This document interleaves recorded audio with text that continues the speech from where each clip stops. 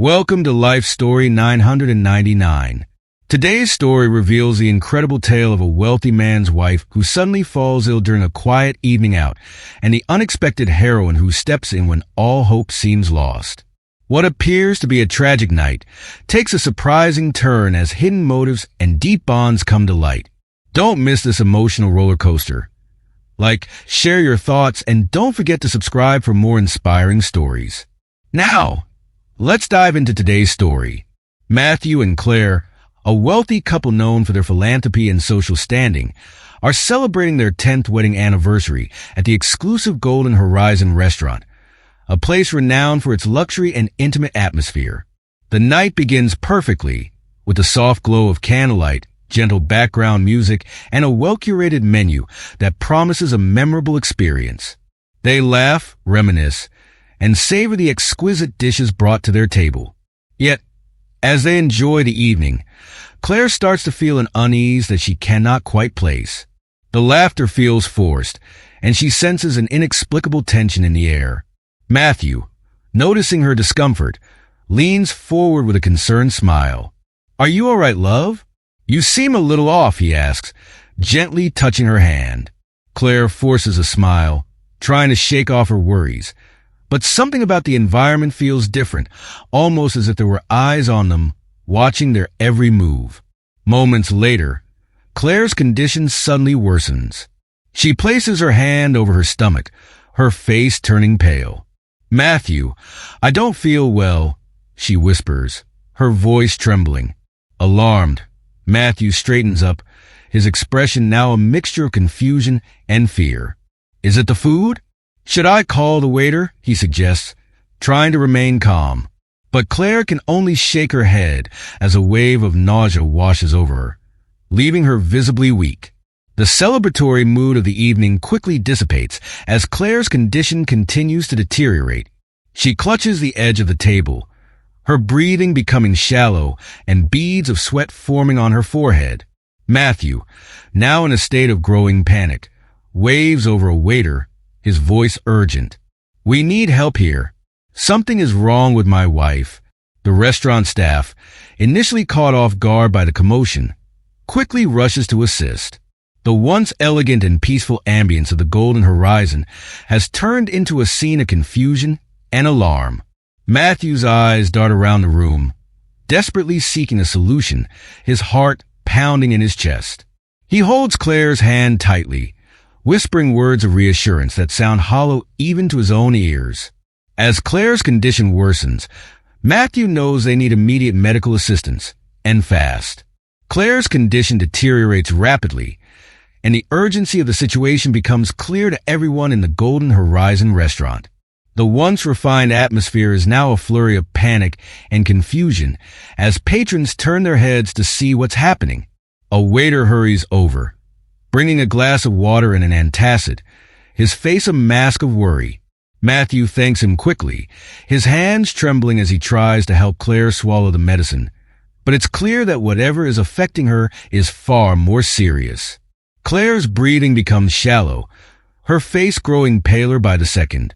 Matthew's voice quivers with fear as he calls out again, this time louder. "Somebody, please. We need a doctor." The murmurs of concern spread throughout the restaurant, and a few patrons stand up, looking around, unsure of how to assist. The staff, usually calm and composed, now scramble to respond, their movements rushed and uncoordinated. The elegant Golden Horizon has quickly transformed into a scene of chaos. Within minutes, the restaurant manager appears, his face lined with concern. "We've called an ambulance," he says, placing a comforting hand on Matthew's shoulder. Matthew nods, barely hearing him, his eyes fixed on Claire as her head lolls slightly to the side. "Claire, stay with me," he whispers, his heart pounding with helplessness. He feels a swell of dread rising inside him, the kind that makes every second stretch into eternity. The restaurant staff attempt to create some space, urging the curious onlookers to step back. A couple of well-meaning patrons approach, offering their assistance. One woman, who identifies herself as a nurse, kneels beside Claire, checking her pulse and attempting to keep her conscious. She glances at Matthew, her eyes filled with both determination and worry. "It's going to be okay. The ambulance is on its way," she says, her tone calm but her expression betraying her concern. Matthew can hardly process her words. All he can focus on is Claire, her labored breathing, the cold sweat on her forehead, and the way her eyes seem to struggle to stay open. He holds her hand tightly, feeling utterly powerless. It's as if the world around him is spinning out of control, and he's unable to grasp anything solid. The clinking of silverware, the hushed whispers, and the hurried footsteps all blend together, creating a cacophony that heightens his sense of dread. Finally, the sound of sirens pierces through the chaos, growing louder with each passing second. The restaurant manager runs to the entrance, signaling to the paramedics who rush in with a stretcher and medical equipment. The sight of the paramedics brings a glimmer of hope to Matthew, but the fear doesn't leave his eyes. They move swiftly, assessing Claire's condition and preparing to transfer her onto the stretcher. The nurse steps back, allowing the professionals to take over, her face etched with concern. One of the paramedics looks at Matthew, his voice steady and professional. "What happened here?" Matthew struggles to find his voice, his words stumbling out. She just started feeling sick. We thought it was the food, but it got worse so quickly. I don't know what's wrong." The paramedic nods, his focus shifting back to Claire as they place an oxygen mask over her face. "We need to get her to the hospital right away," he says to his partner, and they begin to lift Claire onto the stretcher. Matthew follows closely, his heart pounding as they move Claire towards the ambulance. The other patrons watch in silence, the gravity of the situation weighing heavily on everyone present. The paramedics work quickly, securing Claire in the ambulance, and one of them gestures for Matthew to join them. He climbs in without hesitation, never letting go of Claire's hand. As the ambulance doors close, Matthew looks down at Claire, her face pale and her eyes closed. He feels an overwhelming surge of fear, uncertainty clawing at him. The sirens wail as the ambulance speeds away, and Matthew can only hope that they're not too late, that somehow they'll find a way to save her. The city lights blur past the windows, and Matthew's mind races with questions, but there are no answers, only the desperate hope that Claire will be okay. Amid the chaos in the restaurant, as Claire's condition continues to deteriorate, a quiet but determined figure steps forward. Sarah, a cleaning lady who has been working at the Golden Horizon for years, notices the commotion from across the room.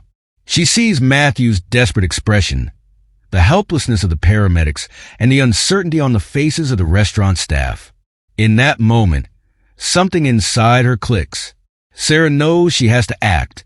Sarah quickly reaches into her cleaning cart, her fingers trembling as they close around a small vial, an old family remedy passed down for generations. It's something her grandmother had sworn by, and though Sarah was never quite sure it held any true medicinal power, she always kept it with her just in case. Today, her instinct told her it was worth trying. With her heart pounding, she pushes her way through the crowd, her voice steady despite her nerves. "Excuse me. Please let me through. I think I can help." The paramedics and staff hesitate, glancing at each other with uncertainty. One of the paramedics, a young man with a skeptical expression, gives Sarah a dubious look. "Ma'am, we're handling this," he says, his tone polite but dismissive. But Sarah's eyes are unwavering, filled with a fierce determination. "I know I'm just a cleaner, but please listen to me," she insists. This might be the only chance she has. Matthew, clutching Claire's hand, looks up at Sarah. Desperation is etched into every line of his face. "Please, let her try," he pleads. The paramedic exchanges glances with his partner before nodding reluctantly. Sarah takes a deep breath, kneeling beside Claire. She uncorks the vial, the familiar scent of herbs filling the air. "Claire, I need you to try and swallow this," she says softly, her voice a blend of hope and urgency. With Matthew's support, they manage to get a few drops of the remedy past Claire's lips. Sarah watches intently, her heart pounding as she waits for a sign, any sign, that it might be working. The seconds seem to stretch into hours, each heartbeat echoing in her ears. The restaurant has fallen into a tense silence, everyone watching, hoping.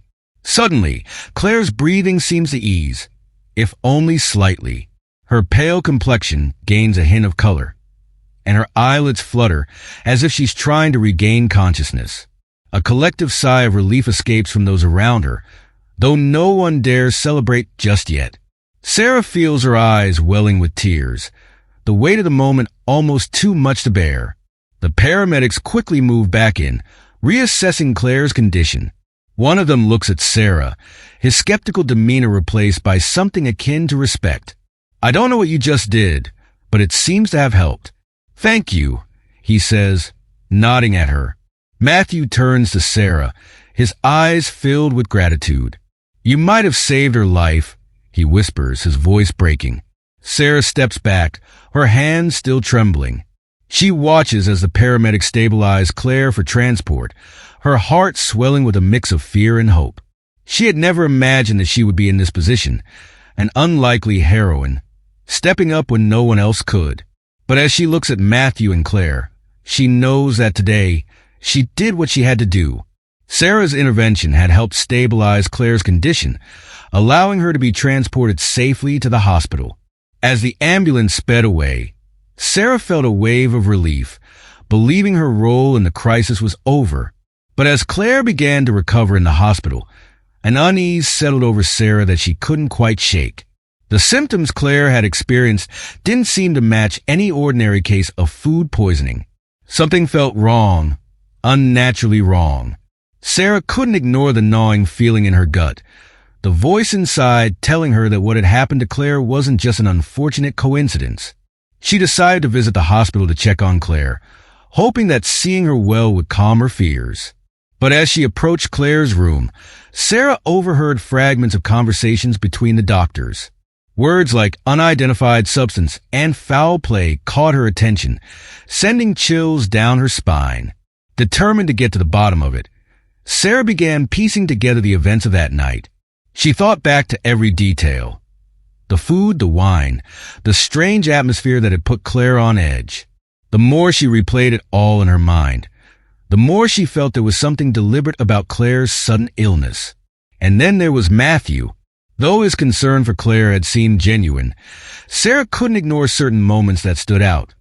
The tension in his eyes, the way he seemed almost too eager to dismiss Claire's initial concerns.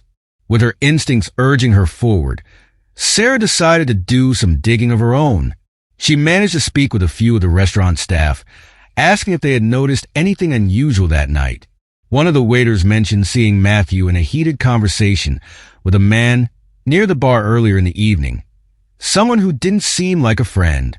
Another staff member recalled how Matthew had insisted on personally selecting Claire's meal, a detail that suddenly seemed more significant than it had before. Sarah's suspicions grew stronger. She knew she had to be careful. She was just a cleaning lady, after all, with no authority and no real experience in matters like this. But her determination to protect Claire, who had nearly lost her life, pushed her to keep going. One evening, she followed her instincts to the parking lot of the hospital, where she saw Matthew speaking in hushed tones on his phone, his expression cold and calculating. Hiding behind a nearby car, Sarah listened as Matthew spoke about ensuring everything was taken care of and making sure no loose ends were left behind. Her heart sank. There was no mistaking the implication behind those words. Matthew wasn't just a concerned husband. He was hiding something dark, something that could threaten Claire's life once again. Sarah knew she couldn't stay silent. She had to warn Claire before it was too late. The pieces were starting to come together, and the picture they formed was more sinister than she could have imagined. It wasn't just a mystery anymore. It was a matter of life and death. Sarah couldn't ignore what she had overheard. Matthew, Claire's own husband, was clearly hiding something sinister. She began following his actions more closely, determined to gather enough evidence to protect Claire. Her instincts told her that time was of the essence, and she knew that simply warning Claire wouldn't be enough. She needed undeniable proof of Matthew's intentions. Sarah watched Matthew's every move, waiting for an opportunity. One evening, she witnessed Matthew meeting the same man from the restaurant, exchanging a small package. Hidden behind a row of bushes, Sarah strained to hear their conversation. The man's voice was low and gravelly as he said, "It's done. Just make sure she doesn't survive the hospital." Matthew nodded, slipping an envelope into the man's hand. The implications were chilling. This wasn't just an accident. It was a deliberate attempt to take Claire's life. The next day, Sarah took the risk of searching Matthew's car while he was inside the hospital. Her heart pounded as she rummaged through the glove compartment and back seat, praying no one would see her. She found what she was looking for, a vial similar to the one she had used to save Claire, but with a label that made her blood run cold.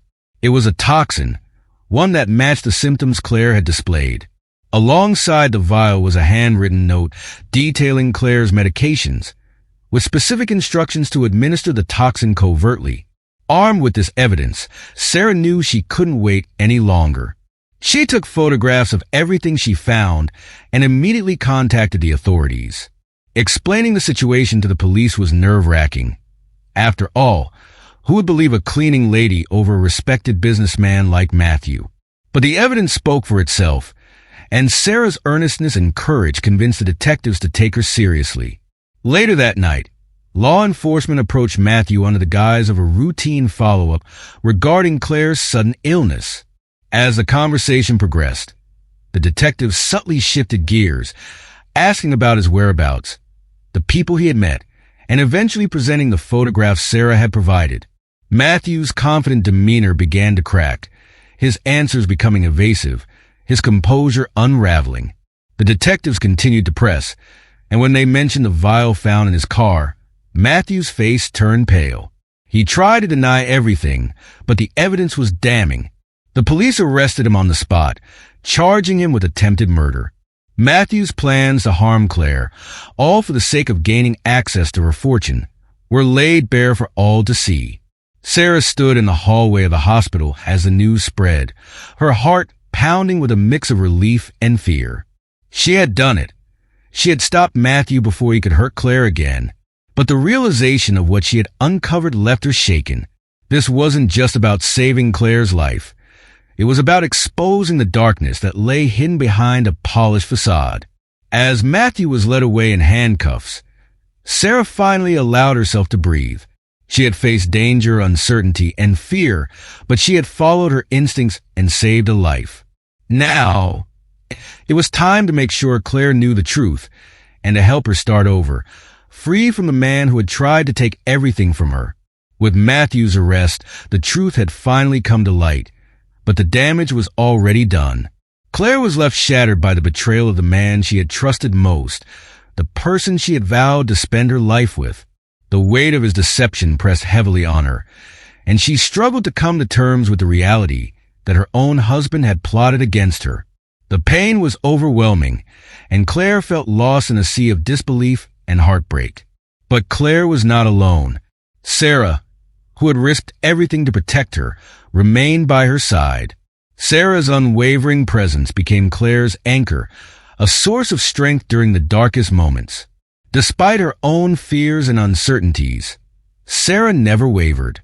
She supported Claire in every way she could, reminding her that she was not a victim, but a survivor. The courage Sarah had shown in the face of danger inspired Claire to find her own strength, to rise above the betrayal and take control of her life once more.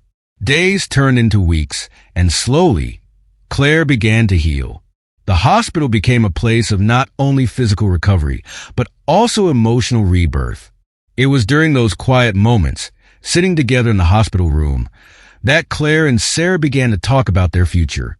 They realized that their paths had crossed for a reason, and perhaps something good could come out of all the pain. Claire was determined that no other woman should have to endure what she had gone through, trapped in a toxic relationship with nowhere to turn. Together, they decided to start an organization aimed at helping women in vulnerable situations.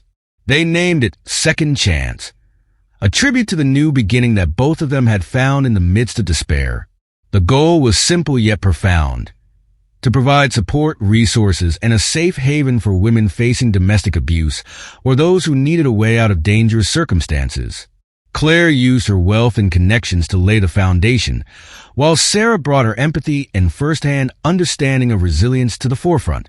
Second Chance quickly gained traction, attracting support from others who believed in their mission. The organization became a beacon of hope for those who felt voiceless, offering not only shelter but also counseling, legal aid, and opportunities for women to rebuild their lives.